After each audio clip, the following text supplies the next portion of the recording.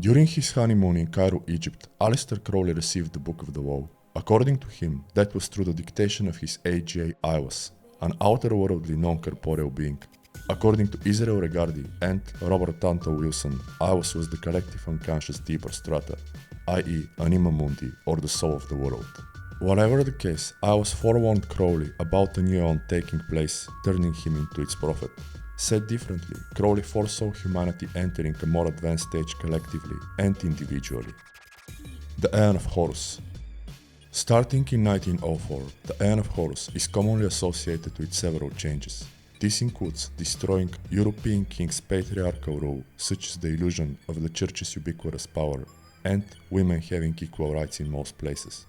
Also, not the family, but the individual becoming society's most basic monad. Self-Sufficiency. Above all, Horus, the child, symbolizes everlasting growth and personal development, such as pure curiosity and an innate drive for sovereignty, self-sufficiency, and expression.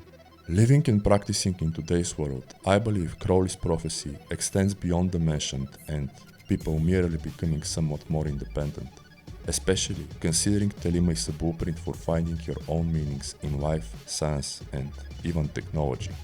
Given that, the following outlines a hypothesis I slightly touched on in my previous video. It is a subjective and likely biased perspective, only partially based on Telemic books, so take it with a grain of salt and perhaps meditate on it. Freedom and independence. The Aeon of Horus is associated with individual freedom. Regardless of how spiritual a person considers themselves, survival dictates everything, and complete autonomy and sovereignty are only possible through freedom with time and finances.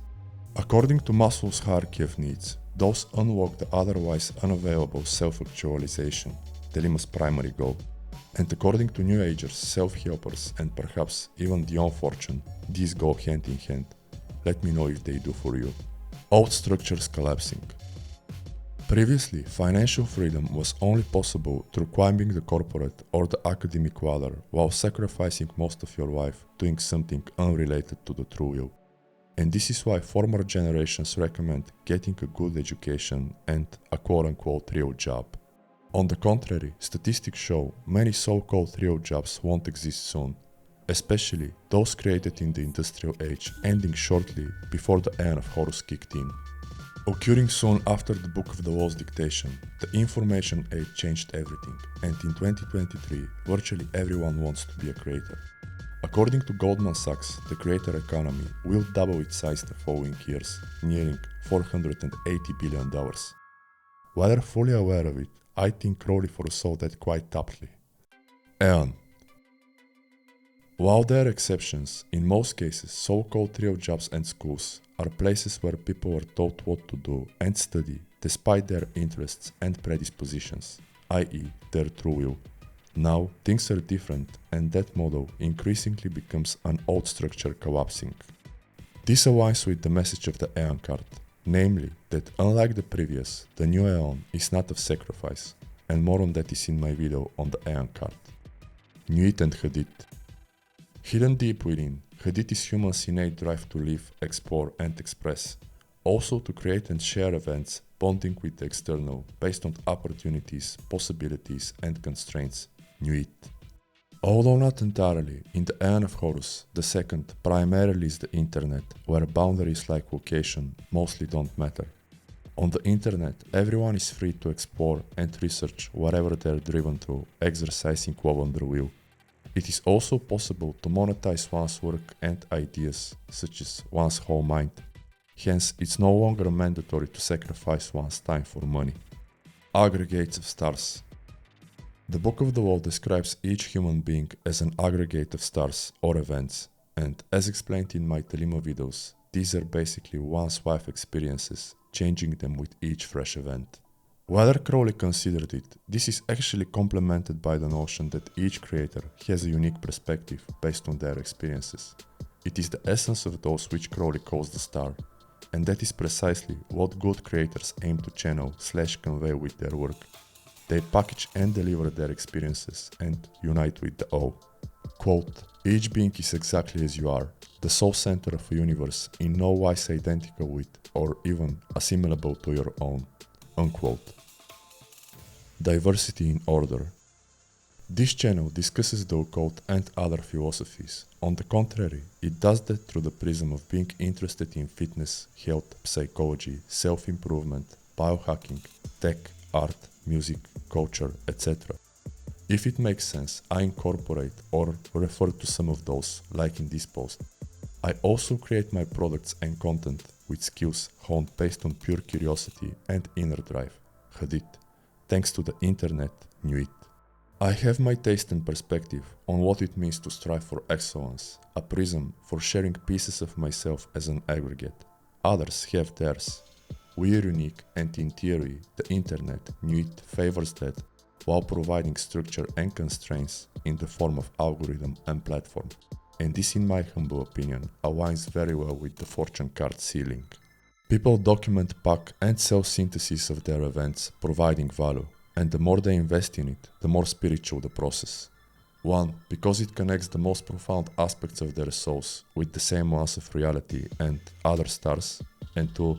Because good creators use the former self principle creating for their past selves and thus engaging both with reality. Based on their true wills, many form tribes or bigger aggregates in Nuit's body, and this brings humans' natural state, which, according to modern science, is quite tribal. Literary convenience. As mentioned elsewhere, Telima is not an Egyptian religion. It uses Egyptian deities for what Crowley calls literary convenience. The more the Aeon of Horus unfolds, and the more we enter the digital world, the more this seems accurate. Nuit provides possibilities, environment, and constraints for the stars to exist, and as David Cherubim said, quote, "Masters live as true individuals, far removed from the people of the world, but living and working in the world among the people to accomplish their true will," unquote. Solving problems. Symbolically, aeons are represented by gods. In truth, they have much to do with humans' ability to problem solve, and an example is farming's invention in the Osiris era. Although diverting them from our natural diet and state, the same prevented our ancestors from risking their lives through hunting. It is the natural evolution of using technology to have freedom and not be trapped with mechanical labor, but pursue self-actualization. Again, Telima's primary goal, and thanks to self-help, many people's obsession nowadays.